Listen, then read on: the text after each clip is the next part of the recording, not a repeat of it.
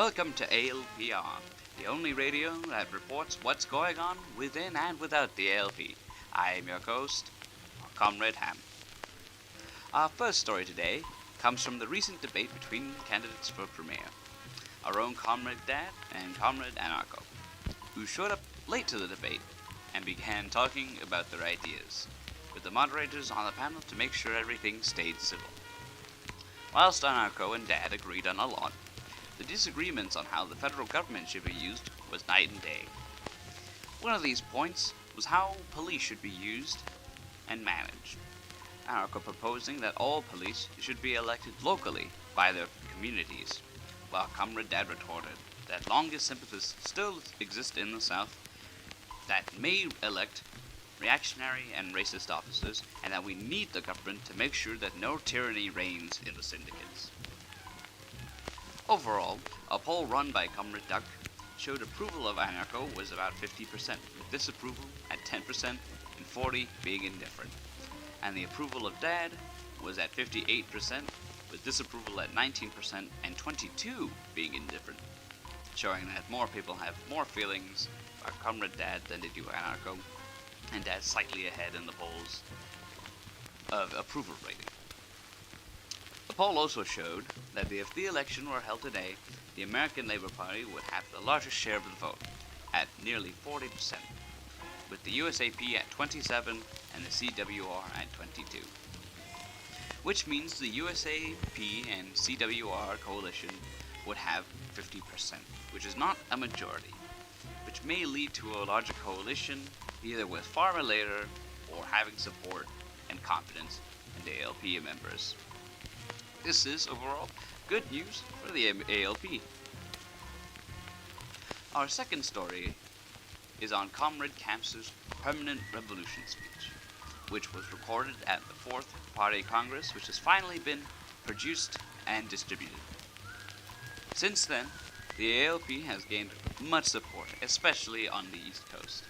And now, we will play an excerpt from that speech. Here's a listen. Excerpt from Comrade Camps's speech on permanent revolution. The need for permanent revolution becomes more imminent by the day, comrades. Every day we see the imperialists and capitalists gain ever more power by increasing their military might and influence on the workers not yet liberated by our great revolution. That is why I call upon you, working people of the nation. I ask you to ready yourselves for the idea of permanent revolution. As the sadly failed revolutionary Leon Trotsky once said, the permanent revolution in the sense which Marx attached to this concept means a revolution which makes no compromise with any single form of class rule, which does not stop at the democratic stage, which goes over to socialist measures and to war against reaction from without. That is a revolution whose every successive stage is rooted in the preceding one, and which can only end in complete liquidation. We must never compromise on the ideals of the revolution, nor must we compromise on the complete freedom of the proletariat and all workers from the bourgeoisie. With this, we send the rest of the world a message. The revolution lives and marches on! In other news, new quotations from Dad have just been released. If it's your first time hearing about quotations, it is a series of works from Comrade Dad, chair of the American Labour Party. These works guide party members in daily life inside and outside the party, and it is how we can achieve a new American socialism. These new quotes are from his latest chapter, on permanent revolution, and I shall read those excerpts out now. I have been told by comrades that the idea of permanent revolution is a nasty business unfit to our political setting. They are mistaken. The permanent revolution is not the enforcing of socialism from on high, but of supporting the working classes of all nations when they see the time is fit for revolt. Capitalism, for all its faults, produces the class consciousness necessary to begin the revolution. He goes on to say in a different quote, I will never advocate for the invasion of a nation whose proletariat does not yet ask for our aid. Unless we are in a state of war, the goal of socialism is ultimately one of peace.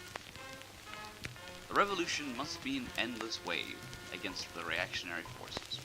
Until economic and social progress is achieved, the revolution cannot pause. With these new quotations, we define and come to the conclusion that we cannot sit and hide on this continent while workers still suffer under King and Kaiser. We must mobilize against reactionary forces if we are to win the final battle. The bourgeois still hide in their mansions in Canada, in Germany, and China, in Austria, and in Russia. The war ministers have seen this day come, and we will not give up or give in to their concessions and demands. We will free the workers. We will take up arms and we will break the chains and liberate a new world with a new socialism. Thank you for tuning in and hope to see you next time.